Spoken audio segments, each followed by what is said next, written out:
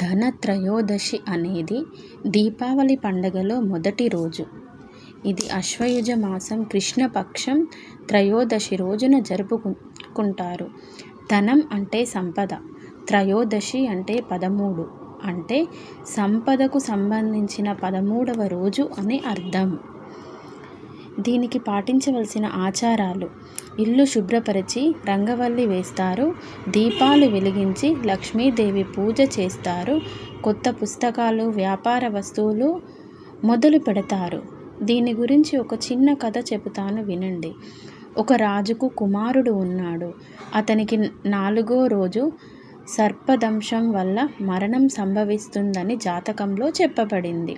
అతని భార్య ఆ రాత్రంతా బంగారం, వెండి ఆభరణాలు తలుపు ముందు ఉంచి దీపాలు వెలిగించింది. అప్పుడు ఆ యమధర్మరాజు పాముగా వచ్చి ఆ ప్రకాశం చూసి అంధుడయ్యాడు, వెనక్కి వెళ్ళిపోయాడు. అప్పటి నుంచి దీపాలు వెలిగించడం మరియు సంపదను ఆరాధించడం ఆచారం